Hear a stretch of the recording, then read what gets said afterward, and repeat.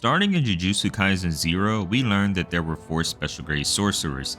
3 of them we saw all the time, Gojo, Yuta, and Geto. And there was one special grade sorcerer that was never around. Matter of fact, the last time she was around was back when Gojo and Geto were in high school, and she didn't return until recently, almost 12 years later. But at least when she returned, her moments were epic. And I know you saw the thumbnail, and no, that isn't clickbait. Yuki Tsukumo literally at any point could have destroyed the world of Jujutsu Kaisen. There are a bunch of interesting and cool things about Yuki relating to her as a character and her strength, and a bunch of build-up that eventually led to her downfall. So with that being said, let's get into what happened to Yuki Tsukumo.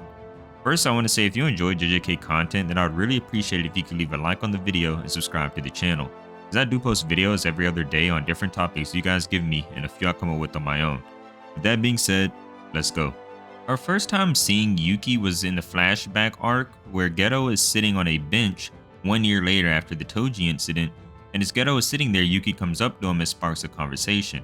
Upon arrival, she says, "I'm Yuki Tsukumo," and then Geto says, "You're the," and she says, "What? The no good special grade who doesn't take on any missions and just bums around overseas."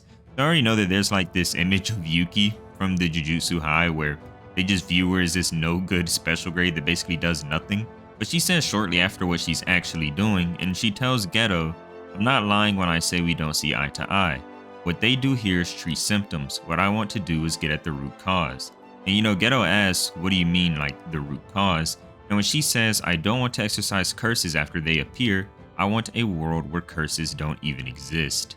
So we know that Yuki already has this thing about her character where she also resents this world of Jujutsu sorcery, where they have to fight these curses all the time and protect innocent people. She doesn't believe that it's right to just, get rid of all these innocent people and only make sorcerers. Instead, she sort of holds this opposite philosophy where she wants to just get rid of all of the curses so no innocent people will be endangered. And Yuki goes on to give Geto sort of a history lesson, and she says, "Curses are created when energy leaks from humans. It then gathers like sediment and takes form." Excellent. If that's the case, there are 2 ways to create a world where curses no longer exist. 1 is eradicate curse energy from all of humanity, and 2 is to teach humans how to control their curse energy.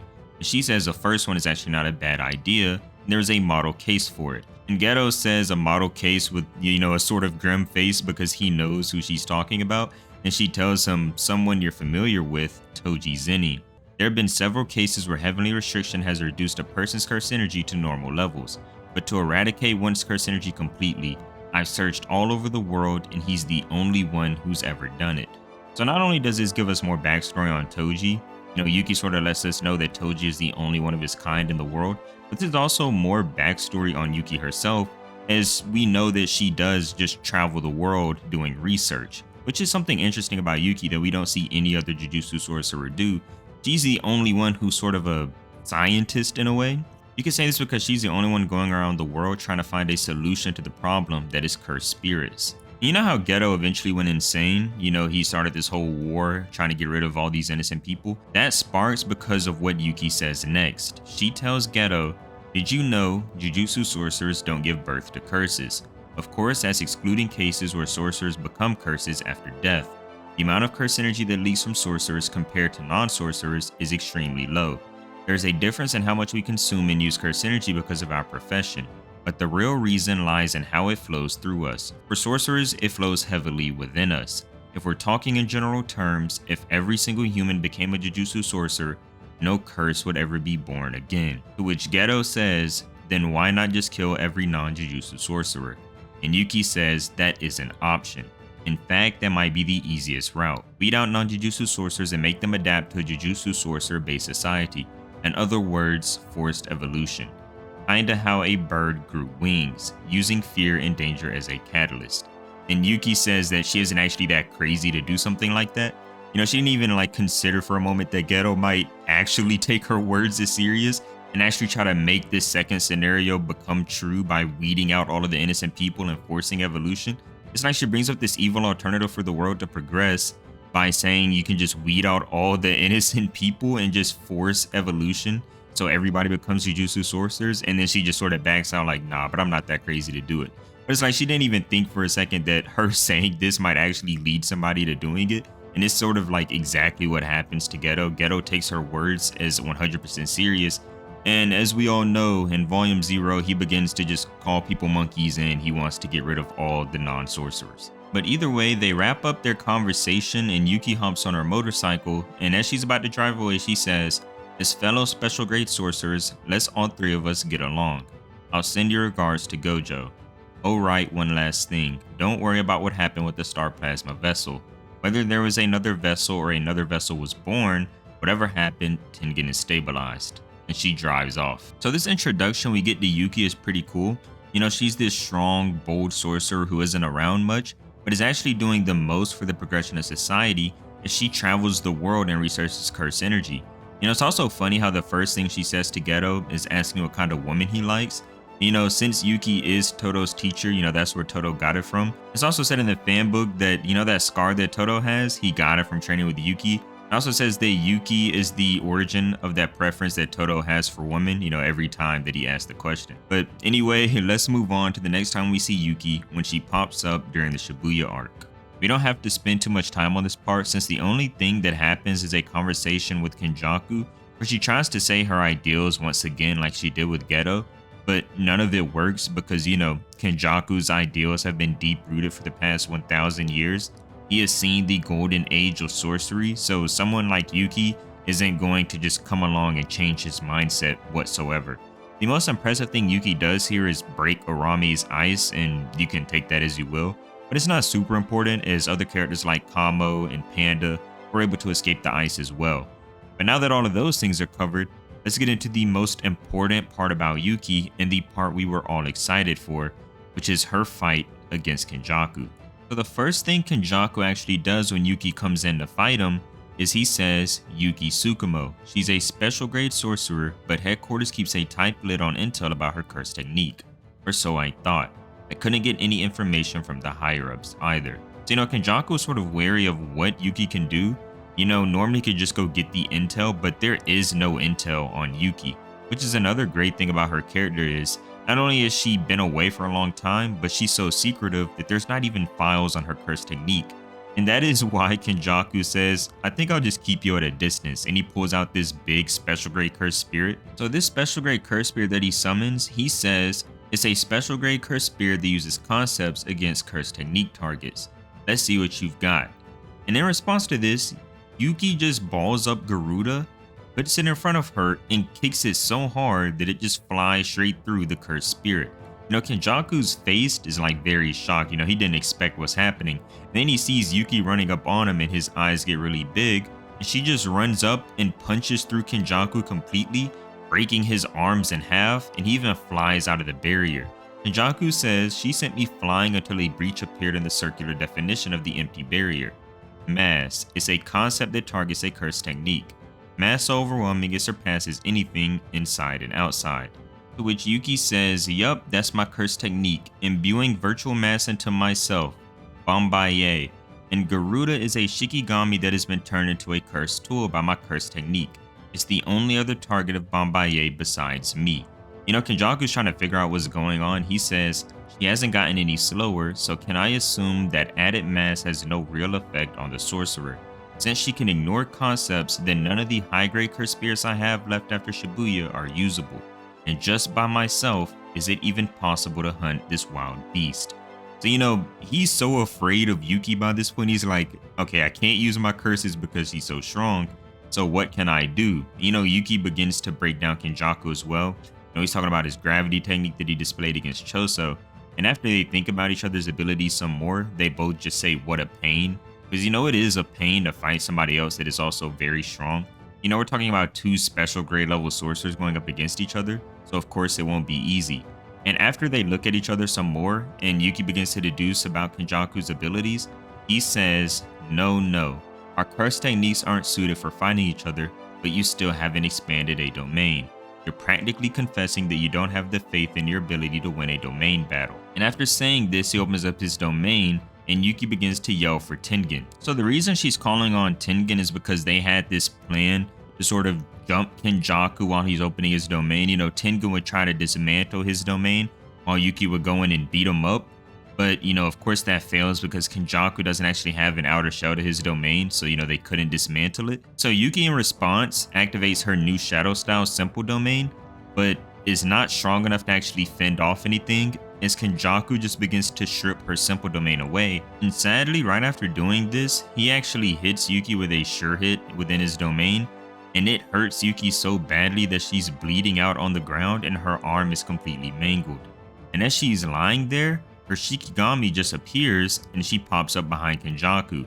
This was all sort of a fake out. He acted like she was beat down, but she just pops back up and tries to send Garuda flying towards Kenjaku. But unfortunately for her, Kenjaku is able to dodge in time, and then she runs up behind Kenjaku and tries to hit him, but he just blocks the kick. And we see this cool moment where he's telling her, heal yourself, and she says no. Yuki's so aggressive that she doesn't even want to step back and use reverse curse technique like most sorcerers would do in this scenario. You remember when Yuta was fighting against Ryu and Uro? Ryu actually said that every time Yuta took a big hit, he would use his reverse curse technique, and that's why Yuta eventually summoned Rika. But when it comes to Yuki, she just has that aggressive fight style, which isn't surprising as, she is Toto's teacher, so this is definitely where Toto got it from. Somebody like Toto would do the same thing as Yuki is doing right now. He wouldn't step back, use reverse curse technique. He would just continue to pile on attacks, which is exactly what Yuki is doing. And it gets to this moment where she actually steps back and coughs up blood, but while doing so, she wraps Garuda around Kenjaku. And while she does this, Choso comes in from behind and is about to launch a piercing blood. So it's sort of a setup, It probably wasn't in the plan for her to get beat up this badly, but it was in the plan that at some point after she gets Garuda around Kenjaku, that Choso would come in and let off a piercing blood so they could catch Kenjaku while he's off guard. It looks like Kenjaku tries to actually run away, but he can't, as Yuki applies mass to Garuda, and Kenjaku says so heavy, he can't move because so much mass is on Garuda, which is around him, that he's not able to run away. It isn't until Choso comes in for a few hits that she actually is able to back up and use reverse curse technique for the first time. So she does heal this wounded arm of hers. We get to this point in the fight where Kenjaku uses his gravity technique to hold down Choso and Garuda. But while he's doing this, Yuki comes in and she sort of says, okay, he has his gravity technique that lasts for about 6 seconds, but he can only use it in different intervals. And in between the intervals, he uses curse spirit manipulation, but that won't work against me. So she tries to run in and fight Kenjaku, but unfortunately she gets a little bit too reckless. Kenjaku grabs her arm and hits her with a minimum Uzumaki to the face. And after he does that, he says, the fact that your weight doesn't change when you use Bombaye means that even if the density increases, your durability doesn't. And this is where Yuki says, I screwed up. And she gets hit with another mini Uzumaki to the stomach, and it blows right through her. Yuki admits that by this point in the fight, she had messed up. She tried to be ultra aggressive, which is her fight style, which is what she's supposed to do, because that's what her curse technique allows her to fight best at, which is close range. But in doing that, she got careless. She rushed in too quickly, and now she just took 2 mini Uzumakis, one to the face and one through her stomach. The really bad one about the stomach is that if you remember back when Toto was teaching Yuji about curse energy, Toto actually told Yuji that cursed energy comes from the gut and then gets transferred throughout the body. So she just took this attack straight through the gut, which means that her whole curse energy flow would be messed up entirely. After this happens, Choso tries to come in and help Yuki, but Yuki tells Choso, just go away. Right here, right now, you have died as a curse, so live on as a human. And this was so impactful for Choso because at the time, he was having this internal conflict where he didn't know whether to live as a curse or live as a human. And it sort of seems like Yuki knows that her time is up. She doesn't even want help from Choso anymore in the fight. She just tells him, go away and go live your life. And right after saying this, Kenjaku slams her to the ground and she is split completely in half. Kenjaku thought he completely beat Yuki by this point. He goes to spark conversation with Tengen. Kenjaku thinks it's all over. And this is where, if you look at the thumbnail where I said Yuki could have destroyed the earth, this is where Yuki does her thing. She grabs Kenjaku's ankle and then he says, what? And then we see his face just become distorted. And she says, the mass adjusted by Bombaye doesn't affect me, but only up to a certain density. Kenjaku thinks to himself, density?